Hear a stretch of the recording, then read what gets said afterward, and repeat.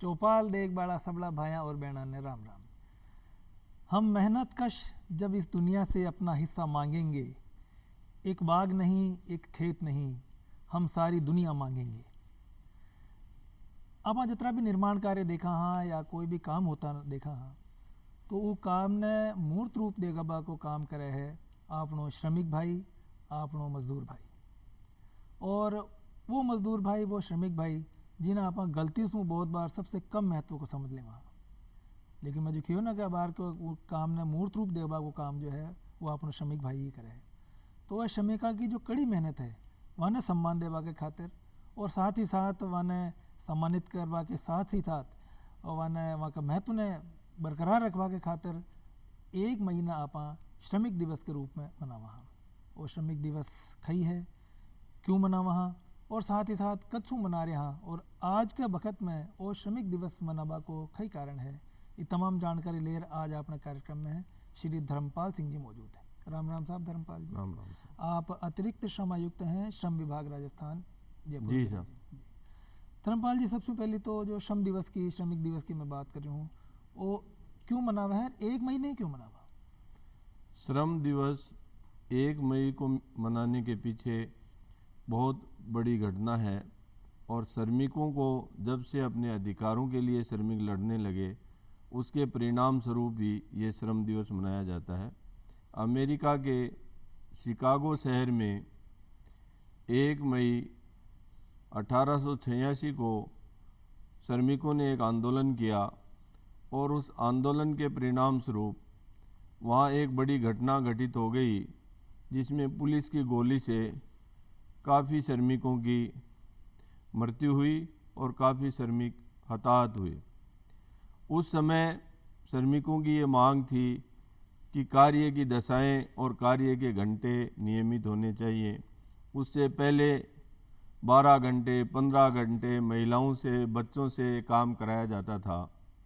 उसके परिणाम स्वरूप मजदूरों में ये रोष था और उसी को लेकर आंदोलन चल रहा था और उसी में ये घटना घटित हुई। उसके पश्चात 1 मई 1989 को फ्रांस की राजधानी पेरिस में पूरे दुनिया के नेताओं की, समाजवादी नेताओं की एक मीटिंग हुई जिसमें यह निर्णय लिया गया कि 1 मई को अंतर्राष्ट्रीय श्रमिक दिवस के रूप में मनाया जाएगा और इस दिवस पर छुट्टी रहे और श्रमिक अधिकारों की बात की जाएगी। और ये 1986 की जो घटना थी, जो आज आप श्रम कानून देख रहे हैं, ओवर टाइम की जो बात की जा रही है, 8 घंटे काम की जो बात की जा रही है, ये इस आंदोलन के परिणाम स्वरूप ही आगे बढ़ पाई थी। तो आज आपने जो भारत देश में मजदूरों की कई स्थिति है और साथ ही साथ उन्हें की तरह का अधिकार आज के वक्त में प्राप्त है? आज जो संगठित क्षेत्र के श्रमिक हैं उनके लिए श्रमिक विधियां प्रभाव में हैं। आज किसी भी मजदूर को न्यूनतम मजदूरी से कम नहीं दी जा सकती। अगर न्यूनतम मजदूरी से कम दी जाती है तो वो मजदूर जो है श्रम विभाग के कार्यालय में जाकर जो बकाया मजदूरी है, न्यूनतम से कम मजदूरी है, उसकी मांग कर सकता है, अपना दावा प्रस्तुत कर सकता है और जो अधिकारी वहाँ इसको निर्णित करते हैं उनको 10 गुना तक पेनल्टी लगाकर उस दावे को डिक्री करने की अधिकारिता दी गई है। इसी प्रकार से समय पर वेतन मिले, इसके लिए मजदूरी भुगतान अधिनियम 1936 जो है प्रभाव में है। कोई मजदूर दुर्घटनाग्रस्त हो जाता है उसके लिए कर्मचारी क्षतिपूर्ति अधिनियम 1923 है जिसमें मृत्यु पर, विकलांग होने पर उसमें क्षतिपूर्ति प्रतिकर दिए जाने का प्रावधान किया गया है। जो आज के वर्तमान नियम हैं उनके मुताबिक मृत्यु की दशा में 10 लाख से लेकर 15 लाख रुपए तक की क्षतिपूर्ति का वो अवार्ड पारित हो जाता है और इसमें हर एक जिले में जो है कर्मचारी क्षतिपूर्ति आयुक्त लगाए गए हैं। इसी प्रकार से जैसे ग्रेजुटी है कि कोई मजदूर जिसने 5 साल नौकरी कर ली उसको ग्रेजुटी मिलनी चाहिए, तो इसके लिए भी श्रम विभाग में अधिकारियों को नियुक्त किया गया है और कोई मजदूर को समय से ग्रेजुटी नहीं मिलती है तो वो इसके लिए भी अपना दावा कर सकता है। इसी प्रकार महिला मजदूर और पुरुष मजदूर को बराबर वेतन मिलना चाहिए एक जैसे काम के लिए, इसके लिए भी इक्वल रेमुनरेशन एक्ट जो है वो बनाया हुआ है। इस प्रकार किसी भी प्रकार की श्रमिक को दिक्कत होती है उनकी कार्य दशाओं के लिए, जैसे फैक्ट्री एक्ट है, किसी फैक्ट्री में क्या क्या सुविधाएं होनी चाहिए, तो वो उसमें प्रावधान किया गया है। उसको लागू नहीं करता है कोई भी एम्प्लॉयर, तो उसके लिए फैक्ट्री इंस्पेक्टर की नियुक्ति की गई है। इसी प्रकार से संगठित क्षेत्र के मजदूरों के लिए पीएफ का प्रावधान किया गया है, जिससे पीएफ से मजदूर को अपनी उम्र पूरी कर लेने के बाद, रिटायरमेंट के बाद, 60 साल के बाद उसको पेंशन की भी उसमें व्यवस्था की गई है। या जो कंट्रीब्यूशन से पैसा होता है वो एक मुश्त पैसा भी मिलता है, या बीच में कोई अंग भंग हो जाए तो भी पेंशन मिलती है। इसी तरह से ईएसआई में भी कंट्रीब्यूशन होता है और उससे उसका मजदूर का फ्री इलाज होता है। जो हॉस्पिटल्स चल रहे हैं, ईएसआई डिस्पेंसरी चल रहे हैं, मॉडल हॉस्पिटल्स चल रहे हैं, उनके मार्फत उसका इलाज होता है। और वो अंग भंग होने पर, मृत्यु होने पर, उनके आश्रितों को पेंशन, और अंग भंग होने पर भी उसको कुछ एक मुश्त राशि प्लस पेंशन की व्यवस्था की गई है। इस प्रकार से श्रमिक विधियों में किसी भी संगठित और असंगठित दोनों ही क्षेत्र के श्रमिकों के लिए सोशल सिक्योरिटी प्रदान करने की व्यवस्था की गई है। धर्मपाल जी, बहुत बढ़िया जानकारी है आपकी। और ताकि बात से ही मैंने याद आ गया कि संगठित क्षेत्र का मजदूर या जो श्रमिक भाई बहन है वे तो क्योंकि एक तरह वहाँ को संगठन भी बने हुए है, एक फॉरम भी बने हुए है कि भाई बेटा जार अपनी बात रख सके है, वहाँ की सुनवाई भी हुए है। लेकिन समस्या आवे है ज़्यादा असंगठित क्षेत्र में, और बेटा वहाँ का काम का घंटा भी घंटा 2 घंटा ऊपर ले वो आम बात है। साथ ही अगर महिला श्रमिक है तो वहाँ का कई प्रकार का शोषण है, वहाँ ने मजदूरी भी अतिरिक्त मिले है, शारीरिक शोषण भी है, मानसिक शोषण भी है। तो असंगठित क्षेत्र का जो जितना भी वहाँ का भाई बहन है वहाँ ना अपना अधिकार क्या मिले। असंगठित क्षेत्र के मजदूरों के लिए भी, जैसे मैंने आपको पहले बताया, न्यूनतम मजदूरी अधिनियम लागू है, वेतन भुगतान अधिनियम भी लागू है, इक्वल रेमुनरेशन का जो कानून है वो भी लागू है। और जहाँ ईएसआई नहीं कटती है वहाँ कर्मचारी क्षतिपूर्ति अधिनियम में दुर्घटनाग्रस्त कोई मजदूर हो जाता है तो कर्मचारी क्षतिपूर्ति अधिनियम के तहत उसको क्षतिपूर्ति देने की व्यवस्था भी है। इसके साथ ही वर्क प्लेस पर मान लो किसी भी महिला मजदूर के साथ कोई घटनाएं होती हैं तो उसके लिए भी कमेटियां बनाना, और सेक्सुअल हरेसमेंट के मामलों में भी कमेटी के माध्यम से कार्रवाई करने का प्रावधान किया गया है। तो इस प्रकार असंगठित क्षेत्र के मजदूरों के लिए भी काम किया जा रहा है, नए नए कानून भी लेके आ रहे हैं। जैसे मैंने आपको बताया कि निर्माण क्षेत्र जो है एक असंगठित क्षेत्र है और इसमें बहुत मेहनत भी किसी भी मजदूर को लगती है, तो इसके लिए भी एक कानून आ गया है, भवन एवं अन्य सन्निर्माण कर्मकार अधिनियम, और उसके माध्यम से एक बोर्ड का निर्माण करके जो 10 लाख से बड़े काम होते हैं, जिनमें जो भवन है, आवासीय भवन है, और अन्य कोई व्यापारिक या संगठन के लिए कोई भवन का निर्माण होता है, तो उस निर्माण लागत का 1% लेबर सेस के रूप में जमा किया जाता है। और इनसे इस क्षेत्र के वर्कर्स का पंजीयन करके और उनके बच्चों के लिए छात्रवृत्ति की व्यवस्था, दुर्घटना होने पर क्षतिपूर्ति की व्यवस्था, प्रसूति सहायता की व्यवस्था, इस तरह से काफ़ी 13 योजनाएं इस क्षेत्र में बनाई गई हैं। और अभी एक ई श्रम कार्ड का जो पहलू है वो भी पूरे देश में ई श्रम कार्ड बनाए जा रहे हैं, और उसमें सभी मजदूरों को शामिल किया गया है जिनकी पीएफ नहीं कटता, ईएसआई नहीं कटती, और जो इनकम टैक्स पेमेंट नहीं करता, ऐसा कोई भी व्यक्ति है वो ई श्रम कार्ड धारक के रूप में रजिस्टर हो सकता है।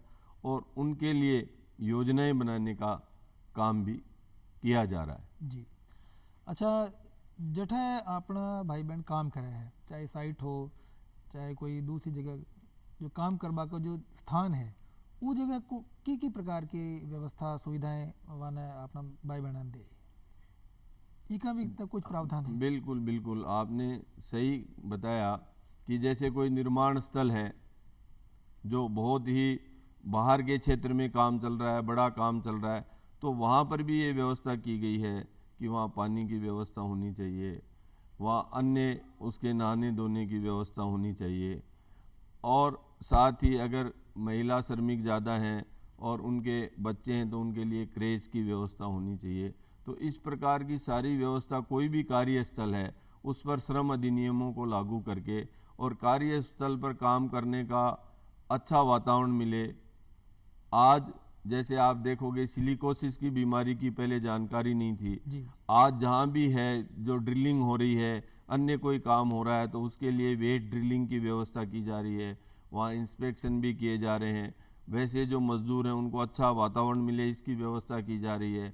और इसके बाद भी कोई पीड़ित हो गया तो उसको 3 लाख रुपए तक की सहायता देने की व्यवस्था की गई है।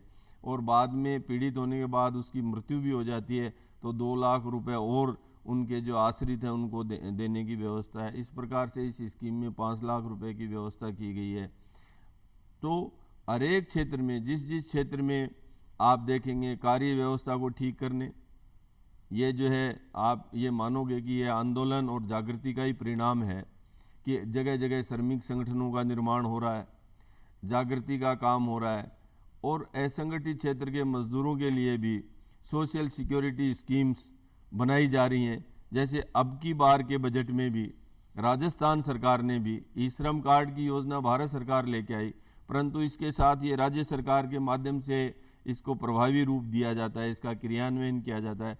तो राज्य सरकार ने जो ई श्रम कार्ड धारक हैं या स्ट्रीट वेंडर्स हैं उनके लिए 23-24 के बजट में ये घोषणा की है कि 100 करोड़ रुपए की राशि से एक फंड का निर्माण किया गया है और मुख्यमंत्री चिरंजीवी श्रमिक संबल योजना उससे लागू की जा रही है, जिसमें कोई भी इन मजदूरों के परिवार का सदस्य बीमार होता है या ये खुद बीमार होते हैं तो 7 दिन तक अगर ये भर्ती रहते हैं तो इनकी मजदूरी का नुकसान नहीं हो, इसके लिए 200 रुपये पर डे के हिसाब से 1400 रुपये इन मजदूरों के खाते में जमा किए जाएंगे।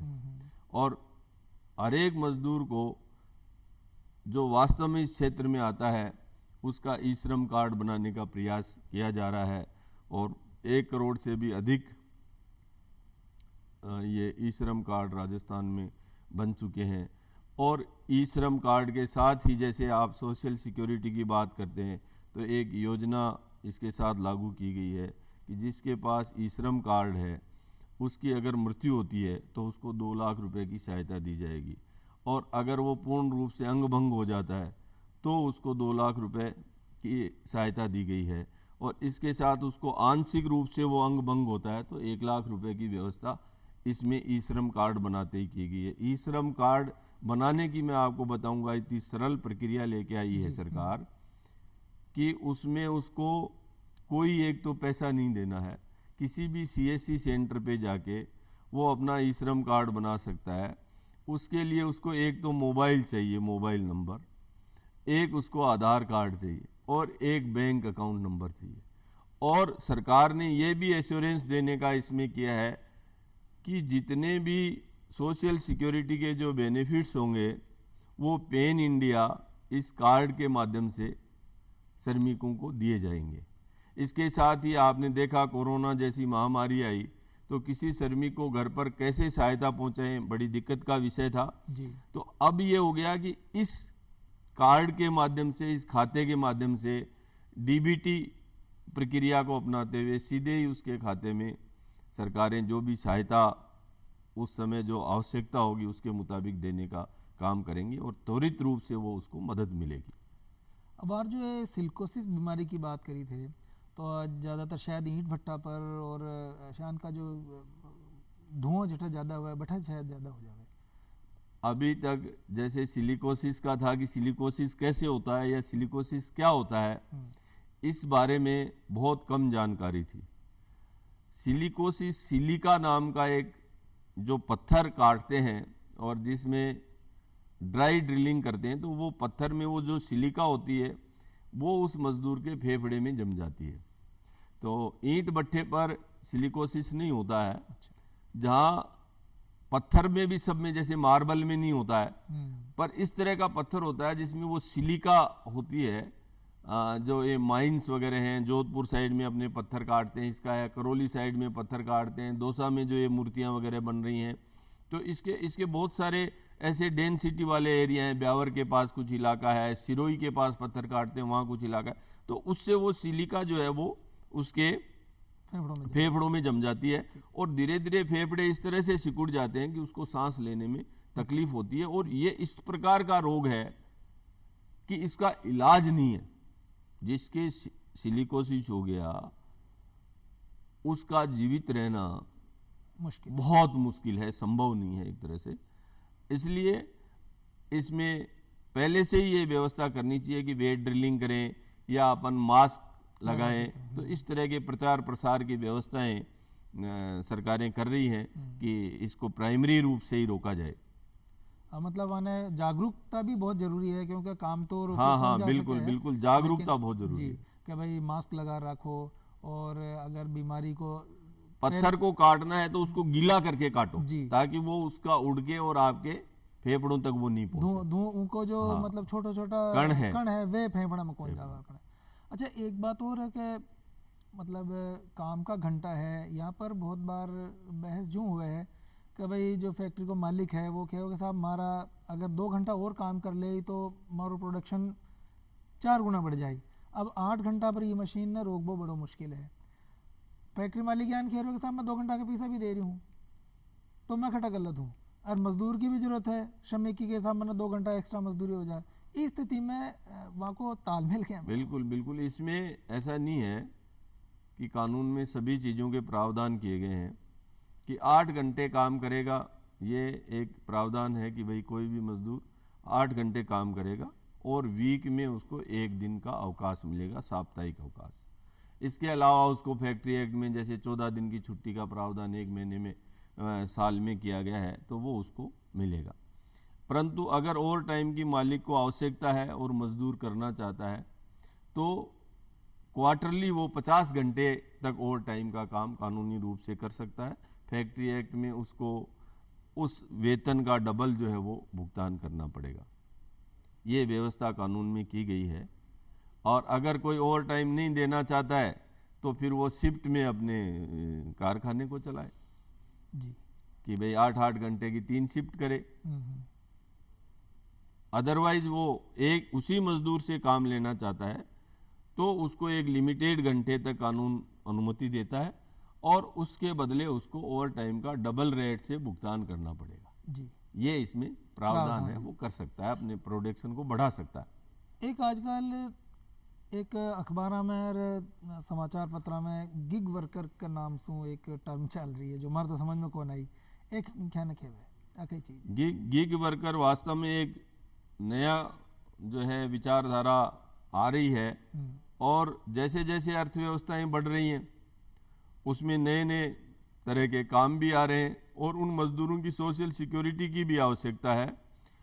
इसलिए गिग वर्कर इस प्रकार का वर्कर है जो ऑनलाइन जो भी कोई आप आदेश देते हो, कोई भी वस्तु मंगाते हो, कोई चीज़ मंगाते हो तो वो वर्कर आपको लाके देता है और उसकी ड्यूटी उतने ही टाइम की हुई। एक स्पेल में उसने एक काम किया, 2 काम किए, 3 काम किए, इस तरह के अपने कई काम आज की तारीख में चल रहे हैं। चाहे आप किसी ऑटो से भी जाते हैं, रिक्शा से भी जाते हैं तो आपकी वहाँ तक गए और आपका काम खत्म हो गया, आपको पेमेंट मिल गया। तो उस वर्कर के लिए सोशल सिक्योरिटी नहीं है, इसलिए ये शब्द आया है। और अब की बार का जो बजट है उसमें राजस्थान सरकार ने इन गिग वर्कर्स के लिए अलग से एक कानून बनाने की घोषणा की है। गिग वर्कर्स के लिए एक कल्याण वेलफेयर बोर्ड बनाने की घोषणा की है और इसमें 200 करोड़ रुपए की भी घोषणा की है कि जो ये बजट जो घोषणा है इसमें रखा गया है कि 200 करोड़ रुपए प्रारंभिक तौर पर इस जो बोर्ड बनाया जाएगा उसमें रखे जाएंगे। और इसके बाद इस कानून के माध्यम से जब कोई मालिक से वो जो भी एक स्पेल का काम करके आए उसके पैसे मिलेंगे, उसमें से कुछ परसेंटेज पैसे की कटौती होकर और वो गिग वर्कर्स वेलफेयर बोर्ड में वो पैसा जाएगा और उस पैसे से उस गिग वर्कर के लिए, उसके परिवार के लिए सामाजिक कल्याण की योजनाएं बनाई जाएंगी। उसकी चाहे कोई छात्रवृत्ति की बात हो, जो भी बजट प्रोविजन होंगे, चाहे उसके पेंशन की बात हो, मतलब उसका जो जीवन है, जो अपना काम बड़ी मेहनत से कर रहा है और जब मान लो वो कमज़ोर हो जाए या उसके ऊपर कोई विपत्ति आ जाए तो इसके लिए ये व्यवस्था करने का प्रावधान इस गिग वर्कर्स एक्ट के मार्फत किया गया है। और ये दुनिया के जो दूसरे देश हैं, जो प्रगतिशील देश हैं, जिन्होंने बहुत प्रगति कर ली है, जो विकास की एक सीमा पर पहुंच गए, वो पहले से भी इसमें कुछ काम करने का सोच रहे हैं। तो अपने यहाँ भी ये कॉन्सेप्ट, क्योंकि इन वर्कर्स की संख्या भी आप देखोगे तो जयपुर में भी बढ़ रही है, और जो मेट्रोपॉलिटन जितने भी सिटी हैं, जो बड़े शहर हैं, उनमें बढ़ रही है। इसलिए इनके लिए ये आना चाहिए, ये जो नई टर्म आई है, इन लोगों के लिए भी कुछ कल्याणकारी योजनाएं आनी चाहिए। एक साहब कहिए कि श्रमिकों की आर्थिक स्थिति तो खराब हो ही है, क्योंकि श्रमिक बने ही जो हैं कि भाई और कोई काम करवा में दिक्कत आ रही है या संभव कौन है तो वो श्रमिक बन गयो, वहाँ का टाबर टूबर भी हो जावे। और बहुत बार लालच में समझो या कोई कार्य की जरूरत के मारे समझो 14 साल से कम टाबरा ने भी काम करता अपन देखा यहाँ।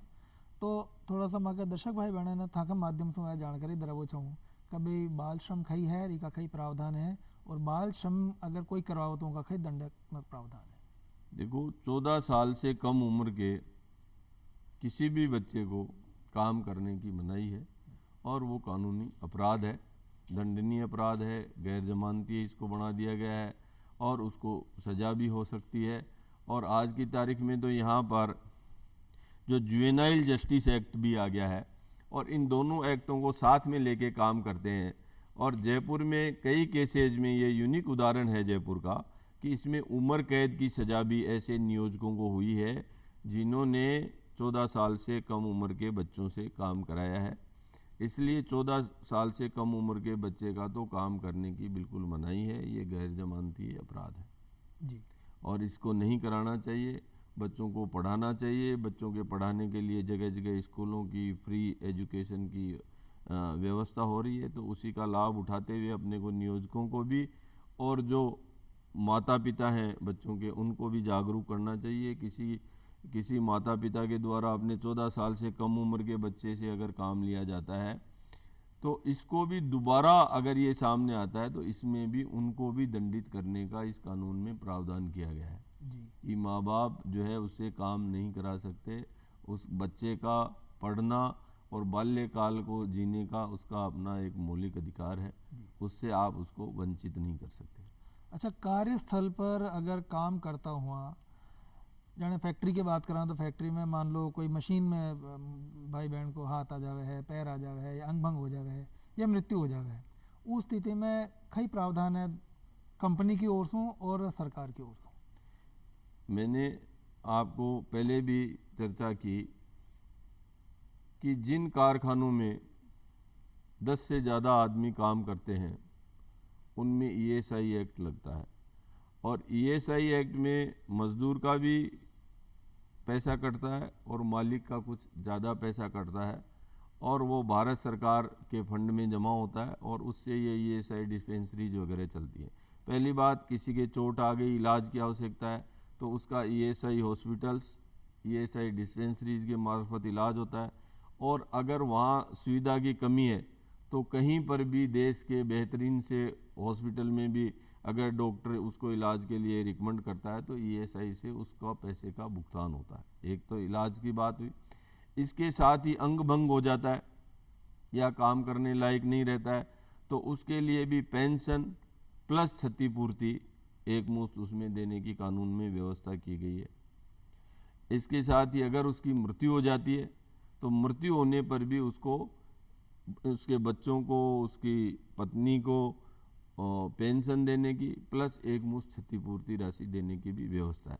और कोई ऐसी फैक्ट्री है जो ईएसआई एक्ट में नहीं आती, कम आदमी काम करते हैं, तो वो कर्मचारी क्षतिपूर्ति अधिनियम के तहत गवर्न होगी और उसमें भी एक मुश्त क्षतिपूर्ति देने की व्यवस्था है।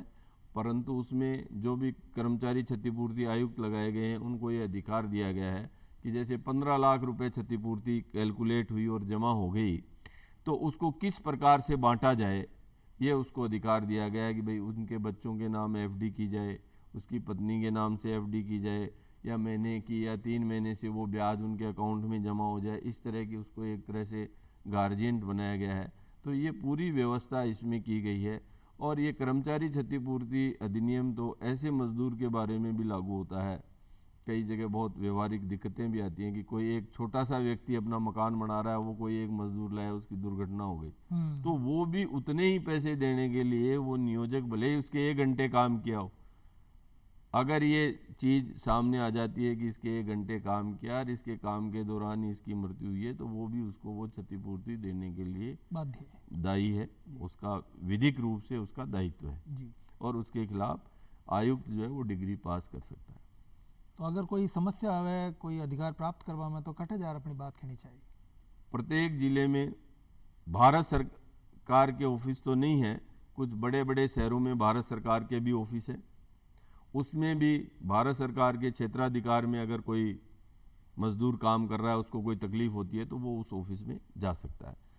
प्रत्येक जिले में राजस्थान सरकार के श्रम विभाग के ऑफिस है, नीचे से नीचा जो कोई ऑफिस है कैटेगरी वाइज अगर अपन पद सोपान में माने तो श्रम कल्याण अधिकारी का ऑफिस है, फिर सहायक श्रम आयुक्त हैं, फिर उप श्रम आयुक्त हैं, फिर संयुक्त श्रम आयुक्त हैं, और यहाँ राजस्थान के लेवल पर श्रम आयुक्त, शासन सचिव, सारी व्यवस्था है, तो वो वहाँ पर जाके अपनी बात कह सकता है।